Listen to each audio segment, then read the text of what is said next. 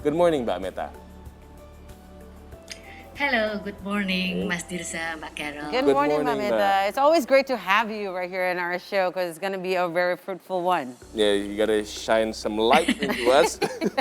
Well, let's jump to our first Yes, yes. question. First of all, how do we calculate children's education costs? Well, as mentioned earlier, it is best to do it as early as possible. Yeah.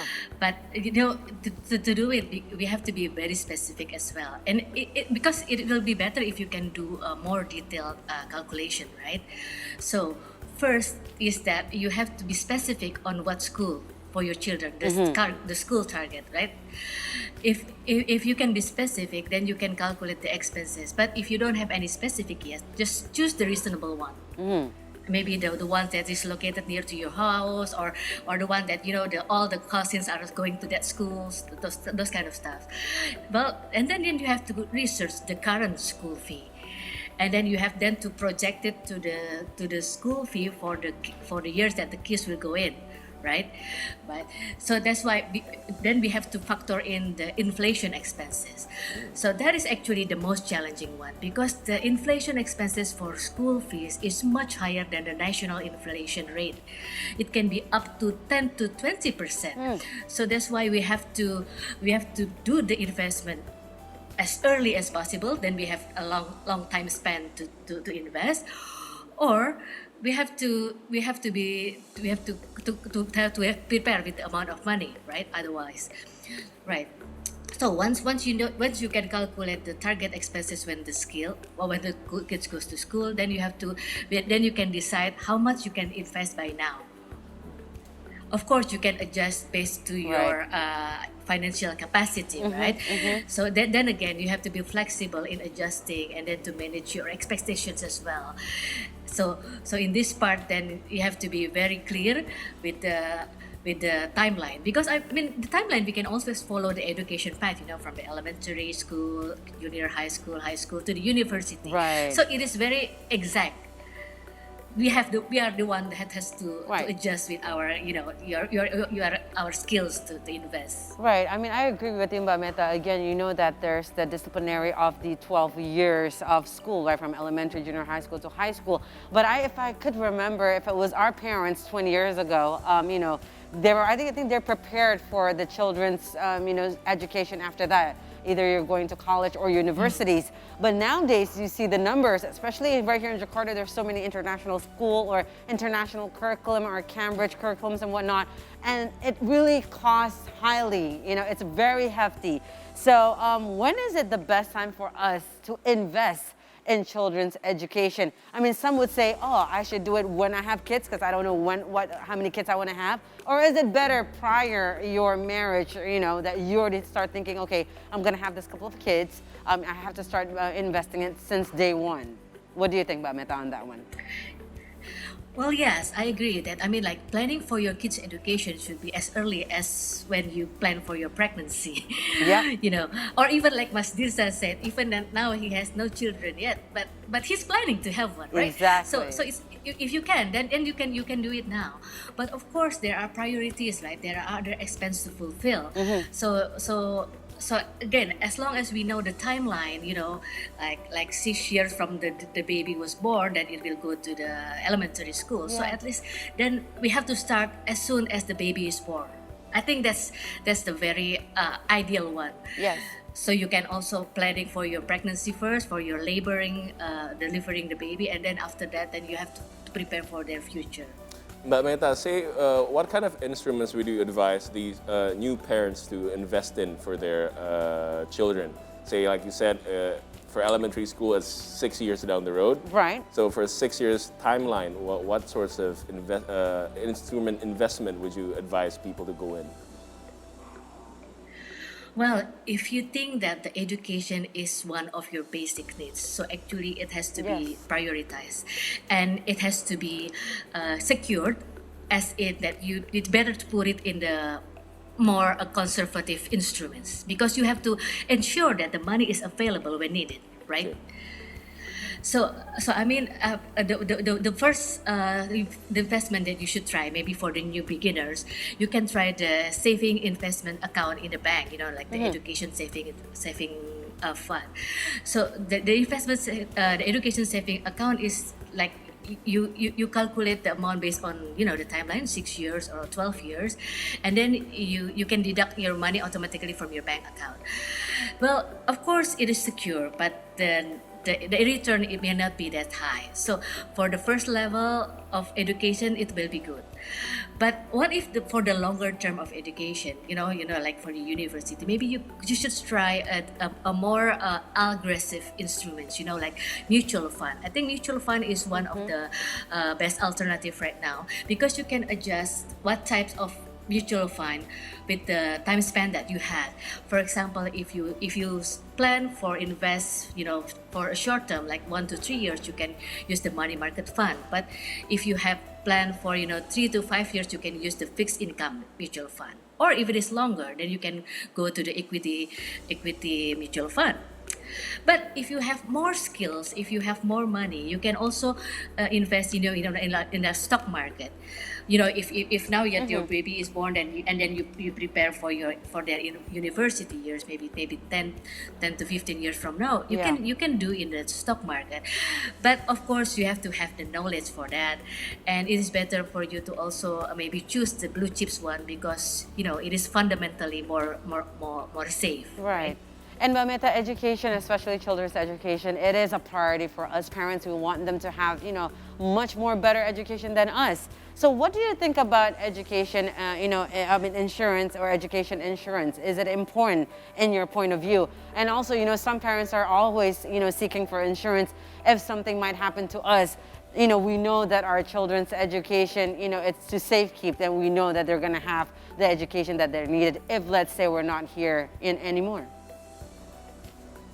Well, yeah, insurance is important, but actually, I'm not a big fan of the insurance for education, because what is actually needed to be insured is the capacity of the parents to earn money and to invest for the children's educations, right? So I myself would separate between the insurance for the parents and then the education fund for the children. Right. That's two different needs. Yeah. So then you can optimize the instruments, the results, for both insurance and then for both the investment.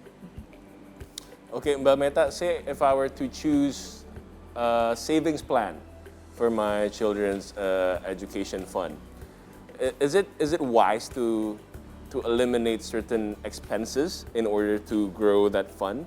And what, according to your advice, which spending should be cut off in order to maximize that fund? Well, yeah, if we say that the education is important, is the one of the basic needs, so then we can prioritize all our expenses, right? Like maybe we prioritize the food, the housing, the clothing, and then the utilities, and then maybe the education is next. So others will go later. Right. So other expenses, like the entertainment expenses or traveling expenses. Yes. Those can be, well, not eliminated, but adjusted to the priorities itself. You always need entertainment, because that's how we enjoy life. But we have to focus on what is important in life, right? I love that when Metta said, do not eliminate, but adjust it to accustom to how it is, especially to the school choices that you chose for your children. Because Metta, us as a parent, we know that, maybe our children age or, spar differently. Maybe some would be near like 1 and 2 years. Then you kind of know the inflation of the school fees is not different. But if you have, children, let's say, had an age gap of, let's say, more than 5 years, sometimes the numbers would be very different. Now, how do we stick to our financial planning and to jumpstart our child's education savings, Metta? Well, I would say that first, you have to prepare an education fund separate for each of the children you have. Maybe this is for children number 1, this is for children number 2, because again, their timeline is different, right? Yeah. Correct. Right. And then along the way, then maybe you can adjust along the way, because the children's interests are different. Right. The children's, their hobbies their and capabilities, passion. are different. So at first, to jumpstart, you can start with what is your capacity, with your financial capacity. If you only able to invest like 500,000 rupiahs or 1 million rupiahs a month, then start with the amount. I mean, like, do not confuse yourself with what school to be needed, but start with your ability right now.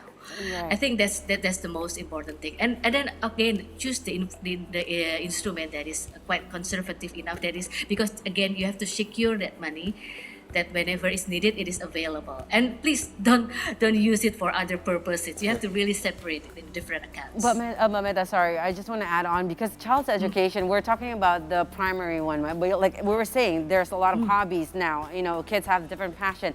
Let's say they want to be a racer, or they want to, you know, those kind of sports that takes a lot of, you know, funds from the parents.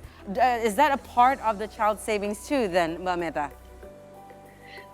Well, yeah, that should be additional to it, because sometimes the hobbies are the one that is actually their talents is, Yeah. right? And I mean, like, it has to be supported as well. Correct. So your basic education fund is, again, that's the most basic needs, but for their hobbies, for their other talents, it should be additional to it. So that's why it should be no limit to the education Exactly. expense, right? There you So go. we are the one to be very careful in managing their Yeah, expenses. especially if our kids have their hobbies maybe and that should be- passion, right, Metta? We can't say, oh, you can't do Yes. it because maybe, you know, the savings are not there. We as parents want to give the best that we can for our children. I think you would agree to Right. that, Metta. Of course. Mbak Metta, Right, that should be the motivation for the parents, right? Yeah. motivation. For you, Diza. I should be saving up from now on. Mbak Metta, well, as you know, raising a child is a two-person job. And in a traditional family setting, usually one's the breadwinner and the other one's the spender. So how important is teamwork between partners in managing school expenses? Well, it is very important because, if we're talking about managing the children's education, we're talking about the long process and it requires commitment, right?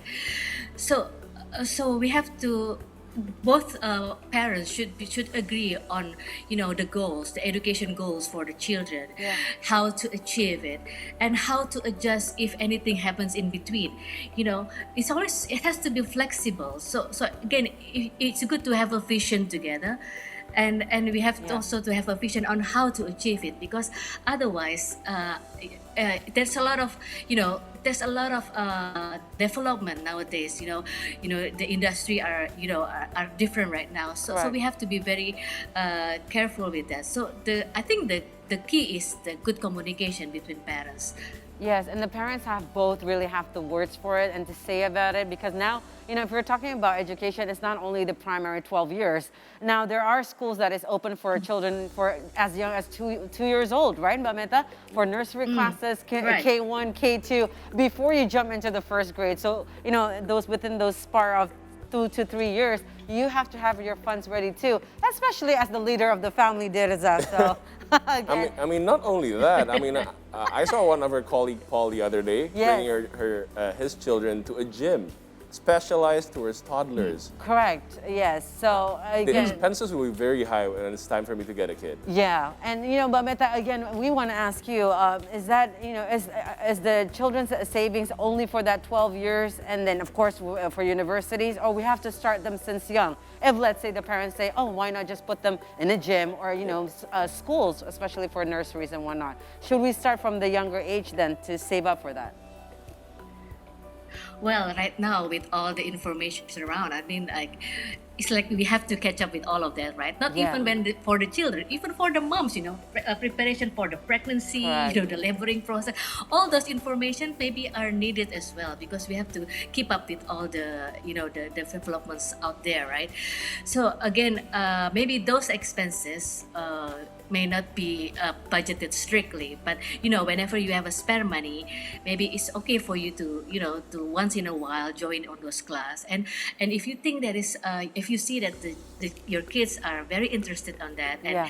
it looks like he's enjoying it and committed to it, then Yeah. maybe you have to start to rethink that maybe you should really make a separate account to prepare for the budget. I Yeah, so it depends. Those are not fundamental. Those are not the basics, but but it's good for a preparation, right?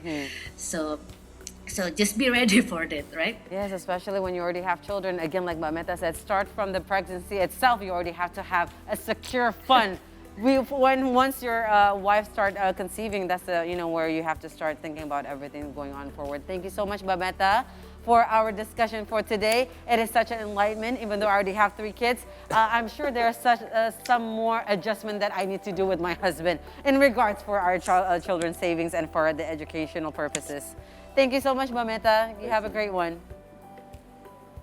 Thank you. Have a great day. Okay.